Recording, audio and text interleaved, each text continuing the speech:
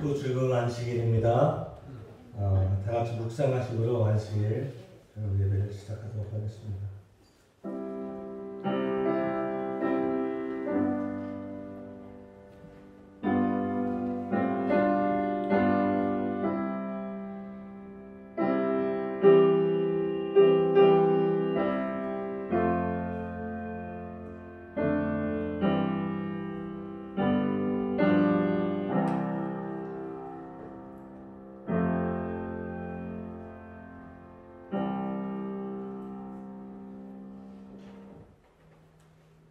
다 같이 일어나셔서 참미가 160장, 내 사랑하는 그 이름, 참미가 160장 주시겠습니다. 참미 후에 김가은 목사님께서 저희를 위해서 옆에 기도 인도해 주시겠습니다.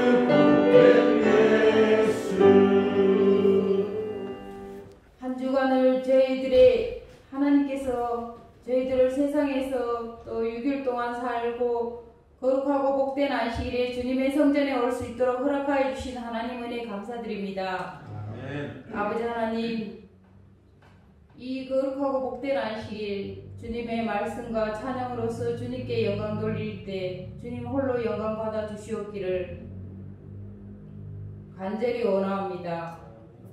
아버지 하나님, 저희들은 늘 연약하지만 하나님께서 저희들을 보호하여 주시고 사랑으로 감싸 주시는 것을 저희들은 늘 깨닫고 또 그렇지 못할 때도 있지만 하나님께서 늘 인도하여 주시고 하나님 은혜에 저희들을 보호하여 주시고 또 주님의 말씀을 의지하여 저 하늘 본향을 생각할 수 있게 허락하여 주신 하나님 은혜 감사드립니다. 아버지 하나님, 여기에 성령 하나님 함께 임하여 주셔서 또 임전도사님으로 통하여 하나님의 말씀을 전할 때 저희들의 심령에 변화가 일어날 수 있도록 도와주시옵소서. 모든 말씀을 우리를 사랑하신 예수님 이름으로 간절히 기도드립니다. 아멘. 네, 오늘은 둘째 참미는 생략하고 조수연 양이 나오셔서 바이올린 연주를 특주를 해주시겠습니다.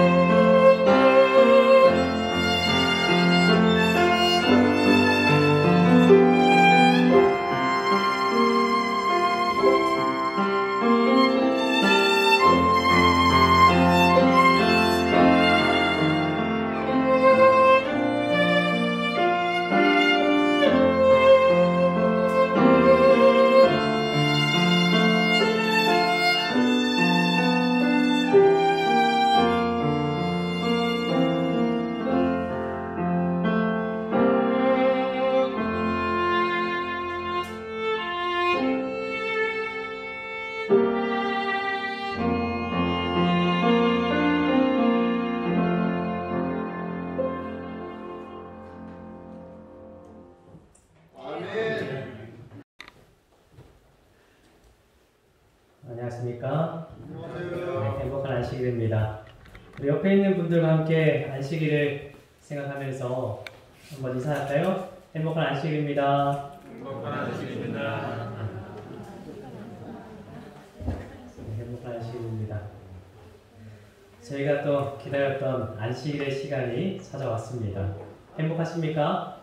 네, 하나님의 만남도 우리가 진심으로 행복하고 또 기쁨을 누리는 이 안식일 되기를 간절히 소원합니다.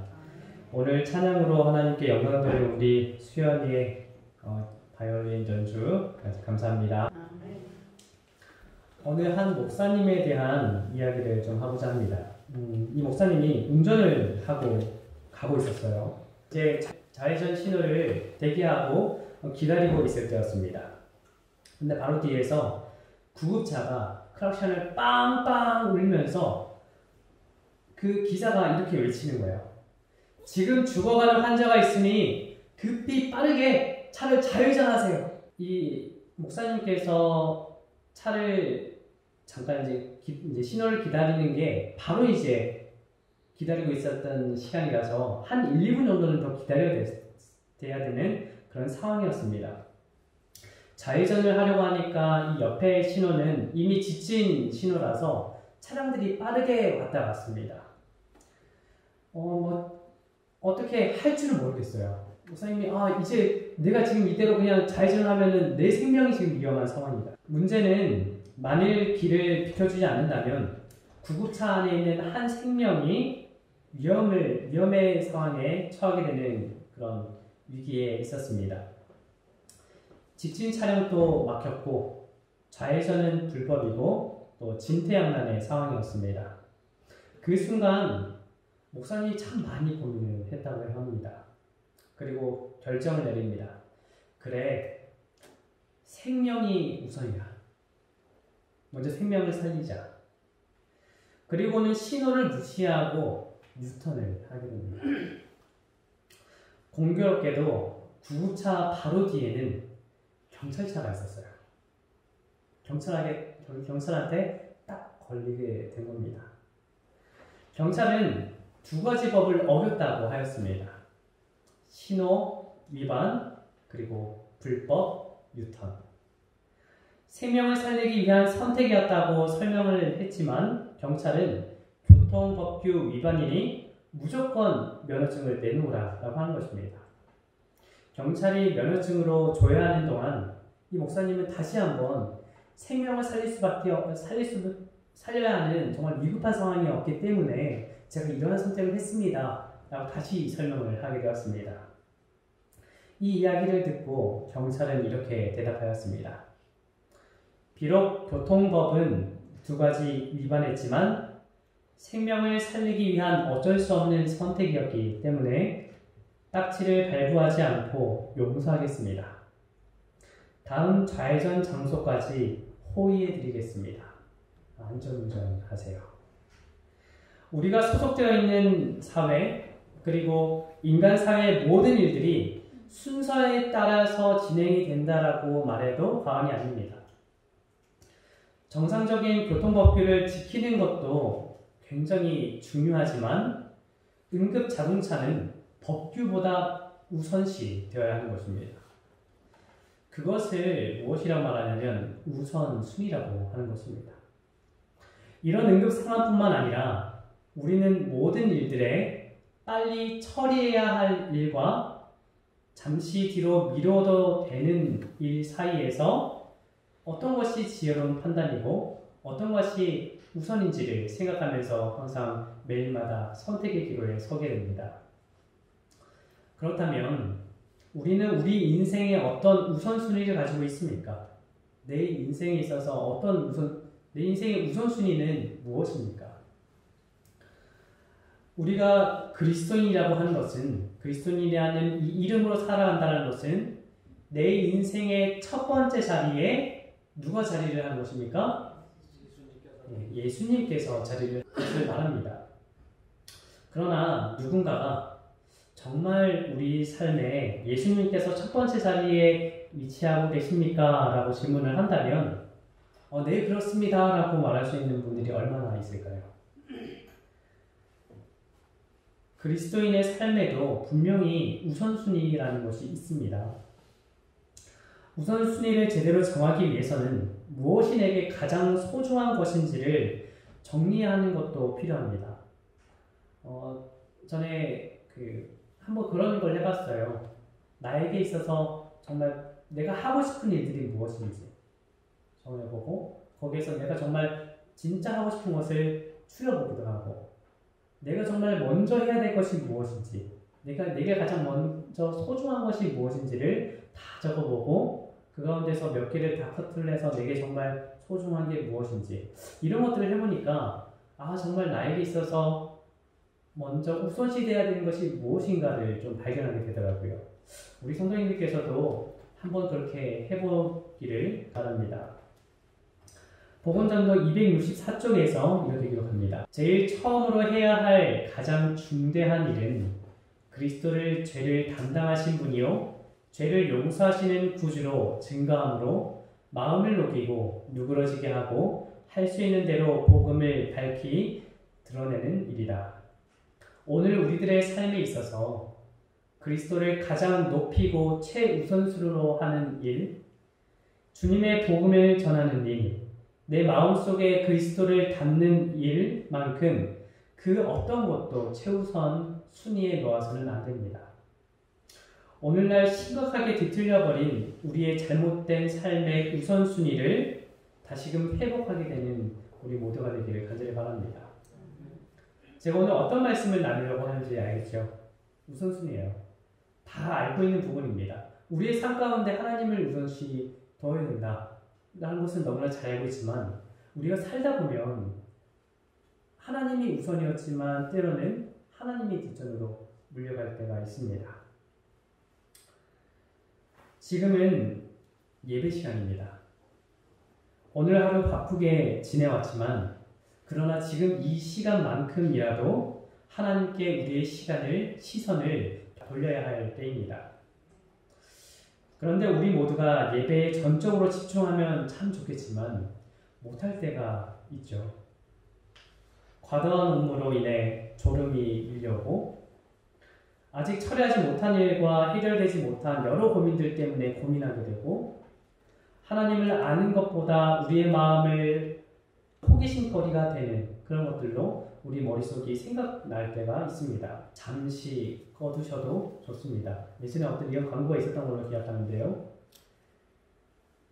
우리가 이 핸드폰, 제가 광고할 때 항상 그러죠. 핸드폰 무음으로 해주세요. 꺼두셔도 좋습니다. 라고 하는데 우리가 핸드폰을 꺼두는 것처럼 우리의 모든 일상을 한 번쯤 꺼두셔도 좋습니다.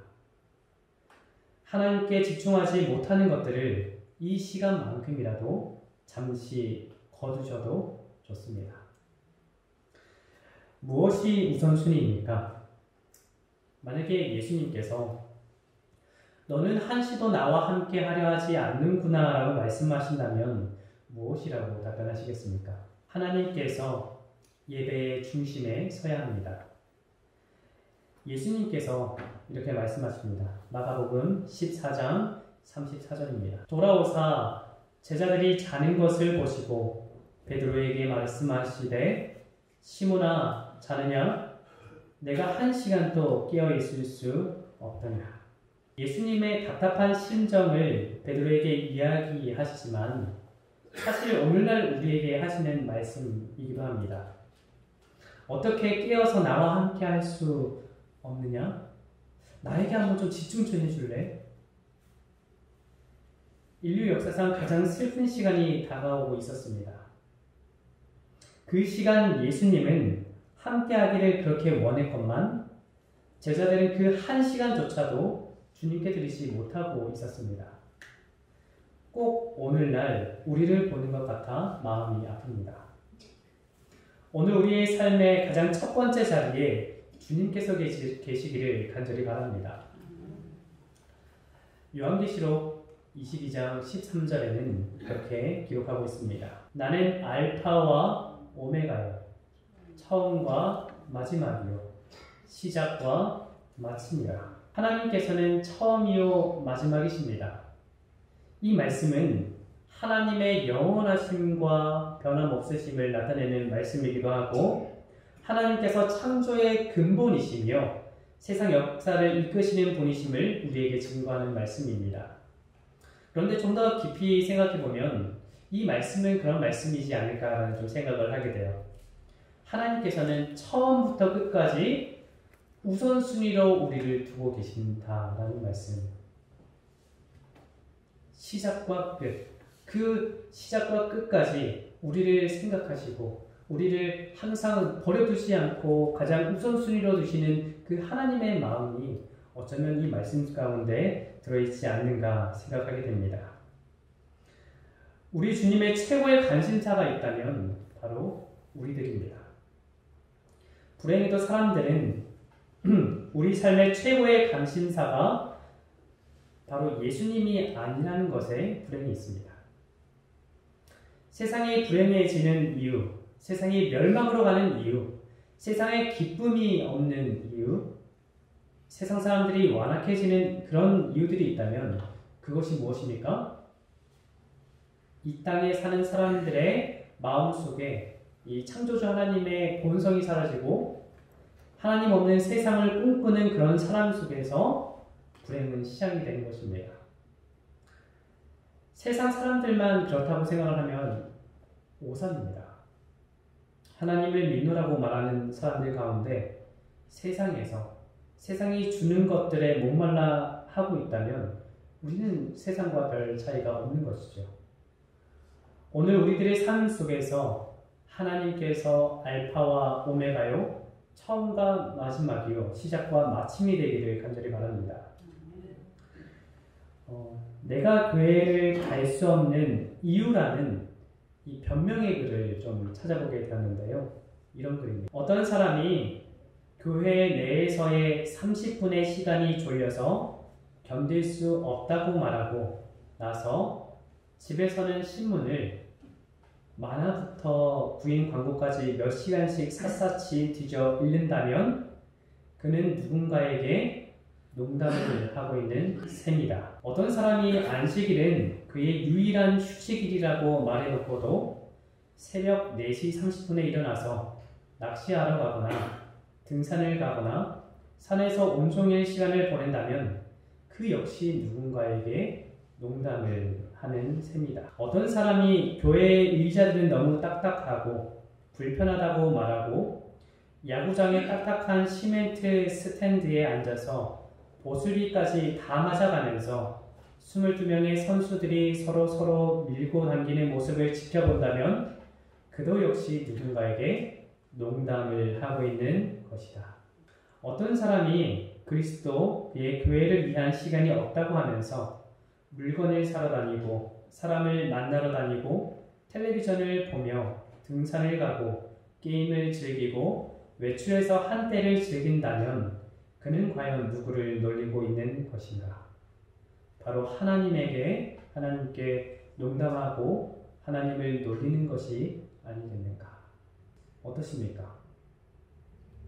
만약 이곳에 있는 우리 성도님들 가운데 자신이 이와 비슷한 것이 단 한 점이라도 있다면 오늘 이 시간 정말 회개하는 기도를 하게 되기를 간절히 소원합니다. 주님을 아프게 하는 생각과 내 영혼을 파멸로 이끌고 가는 그런 생각으로부터 우리 자신을 지키는 것만이 신앙의 순수성과 내 영혼을 파는 행위가 아님을 우리는 기억해야 하는 것입니다. 사도 바울은 편지를 써서 여러 권면의 말씀을 전했습니다. 그런데 사도 바울의 이 권면의 대부분은 이방인을 위한 권면이 아니었습니다. 이방인을 향한 질책도 아니었고 하나님을 믿지 않는 사람들의 질책도 아니었습니다. 그렇다면 누구에 대한 질책이었고 누구에 대한 권면이었습니까? 예배당에 있는 사람들에 대한 권면이었어요. 하나님을 믿노라고 하는 사람들, 또 무늬뿐인 그리스도인들이죠. 이름뿐이고 허울뿐인 사람들에 대하여 그들의 신앙에 대하여 그들 스스로 오늘날 어떠한 삶의 모습을 가지고 살아가고 있는지 스스로 바라보라고 말하는 것입니다. 로마서 1장 25절에서 이렇게 말합니다. 이는 그들이 하나님의 진리를 거짓 것으로 바꾸어 피조물을 조물주보다 더 경배하고 섬깁니다. 주는 곧 영원히 찬송할 이시로다. 아멘. 여기서 하나님의 진리를 거짓 것으로 바꾸어 피조물을 조물주보다 더 경배하는 것, 그것이 바로 우상이지요. 우리의 이러한 우상들이 우리의 신앙이 될 수 있음을 기억해야 합니다. 하나님 아닌 다른 것으로 채워서는 안 됩니다. 오로지 예수님만이 우리의 가장 첫 번째 자리에 있어야 한다는 것입니다. 예수님 아닌 다른 어떤 것으로 우리의 내면을 채우려고 해서는 안 된다는 것입니다. 우리는 우리 스스로 거룩한 사람으로 만들려고 해서도 안 됩니다. 또 그렇게 하지도 못합니다.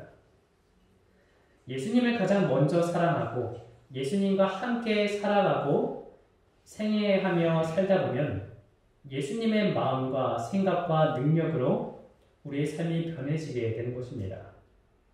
그렇게 우리에게서 예수님의 향기가 나기 시작하는 것입니다. 늘 급한 일로 쫓기는 삶이라는 책에서 이렇게 말합니다. 현대 생활의 특징을 가장 잘 표현하는 말은 시간만 좀 있다면 이라는 불평이다. 어떻습니까? 하루가 깁니까? 짧습니까? 어떻게 생각하십니까? 저는 짧으신가요? 저도 상당히 짧다고 생각이 들어요. 뭐 한 게 없는데 보면은 벌써 밤이 되고 항상 시간에 많이 쫓기는 것 같아요. 자, 그런데 만일 하루가 24시간이 아니라 30시간이라면 어떨까요? 그래서 잘해서 같습니까? 뭐 지금 오늘 당장 30시간이라는 시간이 주어진다면 조금은 더 여유로울 수 있을지 모릅니다. 우리가 24시간이라는 시간이 주어진다고 해서 30시간의 시간이 주어진다고 해서 변하는 것은 없습니다. 근본적인 문제는 시간 부족이 아니라 우선순위의 문제인 거예요. 이 책에서 또 이렇게 말합니다. 가장 위험한 것은 급한 일이 끼어들어 중요한 일을 밀어내는 것이다. 우리는 항상 급한 일과 중요한 일 사이의 긴장 속에 산다. 문제는 중요한 일들은 대개 오늘 당장 혹은 이번 주 내에 하지 않아도 크게 문제가 되지 않는다는 것이다. 기도와 성경 공부에 시간을 좀 더 할애한다거나 어른을 찾아뵙는다거나 중요한 책을 읽는다거나 하는 일들이 그렇다. 반대로 별로 중요하지는 않지만 급한 일들은 즉각적인 반응을 요구하면서 우리의 시간을 삼켜버린다. 깨어있는 동안 끝없는 요구들이 계속 우리를 압박한다. 오늘 하루 많이 바쁘셨습니까? 많이 바쁘셨습니까? 바쁠 때 어떤 것들을 좀 제외를 하고 그 일을 하시나요? 급한 일 하십니까? 오늘 아침에 일어나서 기도하셨습니까? 오늘 아침에 일어나서 말씀 읽으셨습니까? 그런데 때로는 우리의 급한 일 때문에 하나님을 알아가는 일들을 제쳐두고 그 일을 먼저 할 때가 있다는 거예요. 가정에 불화가 생기는 이유가 무엇입니까? 서로 다른 의견 차이를 갖고 있다는 것도 있겠지만 서로를 위한 시간을 갖지 못하기 때문은 아닐까요? 급한 일, 요물을 처리하다 보면 그 시간만큼 가정에 소홀해질 수밖에 없습니다. 저도 그렇더라고요. 이제 어떤 일들이 많아지면은 우리 아내와 보낸 시간을 그걸 줄이고 다른 일을 하는 경우가 많이 있습니다. 어떤 가정에 소홀해진다는 거예요. 매일 시간에 쫓기며 산다는 생각이 들지 않습니까? 그런데 그럴 때마다 우리가 드는 생각이 이거잖아요. 이것만 끝내면 이제 좀 여유로운 시간이 있을 거야. 자, 그런데 이번 일만 마무리가 되면은 여유가 있던가요? 마찬가지로 신앙도 그렇습니다. 급한 일이 생기면 생길수록 정작 중요한 그 신앙은 항상 뒷전이 되는 거예요. 말씀을 읽어야 하는데, 기도를 드려야 하는데, 예배 드려야 하는데. 자식들이 부모님께 자주 하는 말 가운데 이런 말 있죠. 바빠요. 제가 지금 바빠요 하는데 끄덕이시는 성도님들이 있습니다. 들어보셨던 거예요. 우리는 우리 하나님께 바빠요라고 말하면서 하나님을 우선순위에서 계속해서 밀어두는 거예요. 괜찮겠지. 우리 부모님이라면 이해해 줄 거야. 우리 하나님께서면 이해해 줄 거야 라고 생각을 하지만 그런데 항상 바빠요. 밀어두는 거예요. 하늘을 잃어버릴 만큼 바쁘십니까? 그렇다면 지금 당장 그 삶을 바꾸시기를 간절히 바랍니다. 세상의 어떠한 것들보다 하늘을 바꿀 만큼 소중한 것은 없습니다. 하나님을 첫째로 삼는다는 것은 인생의 모든 난관과 어려움을 가장 극적이고 아름답게 바꿀 수 있다는 것을 말합니다. 성경의 모든 믿음의 승리자들이 보여주는 삶이 바로 그런 삶이었습니다. 그들은 갈등과 고민의 시기, 또 충격과 고통의 시기, 또 죽음과 절망의 시기에 그것에 굴하지 않았습니다. 그럴 수 있었던 이유는 그들의 삶의 중심에 하나님을 우선시 두었기 때문입니다. 요셉을 생각해 보겠습니다. 요셉이 종으로 팔려가 보디발의 집에 머물게 될 때였습니다. 창세기 39장 2절로 3절에는 이렇게 기록합니다.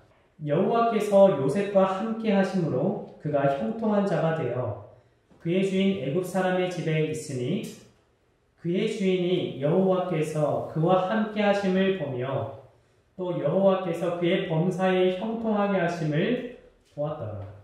여호와께서 요셉과 함께 하실 수 있었던 것은 요셉이 하나님과 함께 하기를 선택했기 때문입니다. 요셉이 애굽에 있을 때 세상이 주는 많은 어려움들이 그를 둘러싸고 있었습니다. 그런데 그가 항상 무엇을 했냐? 자, 부자 선지자에 있는 말씀을 보도록 하겠습니다.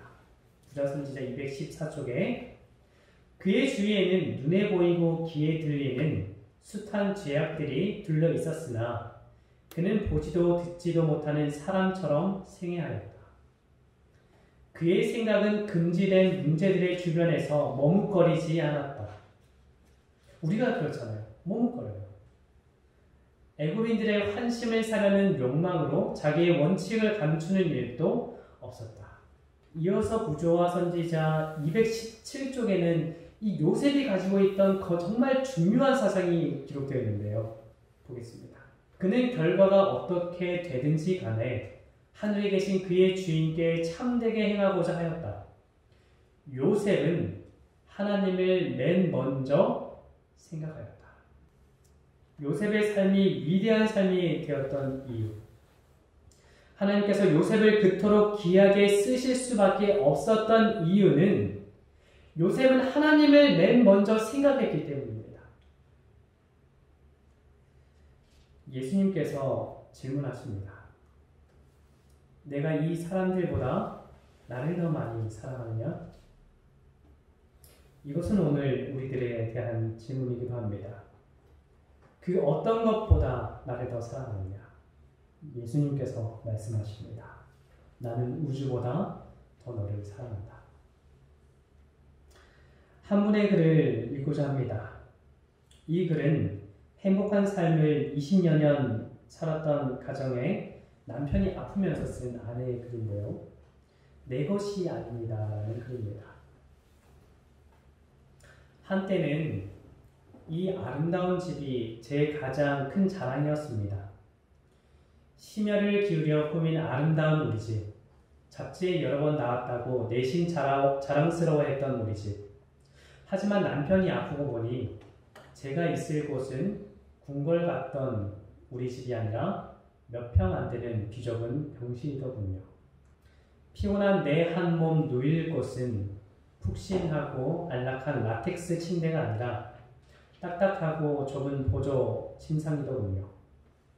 내 거라 믿었던 남편과 공동명의로 되어 있던 자랑스럽던 내 집도 알고 보니 제 것이 아니었습니다.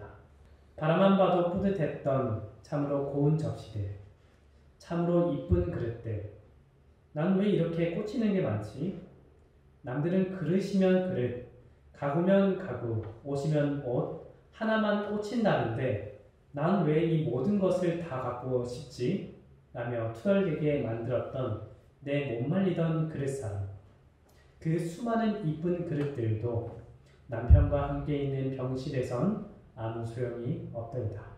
지가 황량한 병실에서 쓸 수 있는 건 보잘것없는 플라스틱 접시와 종이컵 뿐이더이다. 15자 붙박이장에 가득한 수많은 옷들과 제가 사랑에 맞지 않던 명품백들, 이 또한 제 것이 아니었습니다. 남편과 함께 하는 병실에선 편한 트레이닝과 레깅스면 족하더이다. 귀히 여기던 명품백도 필요 없더이다. 어디 그뿐인가요? 20년 넘게 나의 자랑이었던, 나를 빛나게 해준다고, 나를 완전케 해준다고 믿었던 내 남편도 제 것이 아닙니다. 내 것이 아닙니다. 의사는 말합니다. 마음의 준비를 하라고. 이 또한 내 것이 아니라고. 이제는 압니다. 내 분신, 내 생명, 내 사랑하는 아이들조차 제 것이 아니라는 것을요. 이 아이들 또한 그분이 제게 잠시 맡기셨던 선물임을 제가 잊고 있었네요. 이와 같은 이유로 근심, 염려 또한 제 것이 아닙니다. 적혈구 수치가 모자라 수혈을 해도 의사가 제 아무리 무서운 말을 해도 그것은 내 것이 아닙니다. 내 아버지의 것입니다. 인생은 B와 D 사이의 시라고 하더군요. 인생은 탄생과 죽음 사이의 선택이라고요. 그러고 보니 인생은 늘 선택의 연속입니다. 저는 오늘 또 희망을 선택합니다. 절망을 거부합니다. 내 남편이 살아서 하나님을 자랑하고 증거할 수 있도록 그분께 매달립니다. 그리 아니하실지라도 평생 그분을 사랑하고 섬기겠지만 오늘은 꼭 그리 해주시길 무릎 꿇고 기도합니다. 내 기도가, 여러분의 기도가 오늘 밤 하늘 보좌를 흔들기를 간절히 소망합니다. 여호와의 오른손이 높이 들렸으며 여호와의 오른손이 권능을 베푸시는도다. 내가 죽지 않고 살아서 여호와의 행사를 선포하리로다. 아멘. 이 부부가 살았던 삶은 우리가 살고 있는 삶과 별반 차이가 없는 삶입니다. 세상 속에서 행복하게 살고 있고 살아왔습니다. 그런데 그들은 또 다른 세상의 모습들을 보았습니다. 우리가 사는 인생의 이 길이 영원하지 않다는 것을 보게 된 것입니다. 우리의 삶이 아무리 행복해도 불행해도 끝은 있습니다. 그런데 사람들은 끝을 준비하지 않습니다. 그저 오늘만, 이 오늘이라는 시간만을 생각합니다. 그러나 오늘이라는 시간은 영원하지 않습니다. 아니, 존재하지 않습니다. 예수님께서 내 마음의 첫 번째 자리가 되는 날, 오늘이라는 시간이 영원이라는 시간이 될 것입니다. 그 영원한 시간을 누리게 되기를 간절히 바랍니다. 우리가 잘 알고 있는 찬미가 420장의 가사는 이렇습니다. 주 예수보다 더 귀한 것은 없네. 이 세상 부귀와 덮을 수 없네. 영죽을 내 대신 돌아가신 그 놀라운 사랑 잊지 못해. 세상 즐거움 다 버리고 세상 자랑 다 버렸네. 주 예수보다 더 귀한 것은 없네. 예수밖에는 없네. 하나님을 우선순위에 두어야 한다는 것은 우리가 이미 알고 있는, 우리가 생각하고 있는 부분입니다. 그러나 살면서 하나님을 우선순위에 두었다가 또 어느새는 하나님을 그 우선순위에서 밀어줄 때가 종종 있습니다. 오늘 이 말씀을 들으면서 아마 우리 성도님께서 잠시라도 내가 과연 하나님을 우선시에 지금 두고 있는가에 대해서 생각을 하고 다시 하나님께 무릎 꿇고 기도하고자 하는 마음이 있다면 오늘 이 말씀은 정말 우리 성도님들께 주는 말씀임을 생각하게 됩니다. 우리 모두가 비록 일상이 많이 바쁘고 많이 지치고 하지만 세상의 그 어떤 것보다 예수님보다 더 귀한 것은 없지 않습니까? 예수님보다 더 귀한 것은 없습니다. 이 진리가 우리의 머릿속에 있는 지식에서 멈추는 것이 아니라 정말 우리의 가장 첫 번째 자리에 예수님을 두게 되는 저와 우리 성도님들에게 간절히 바라며 말씀을 드리겠습니다. 아멘.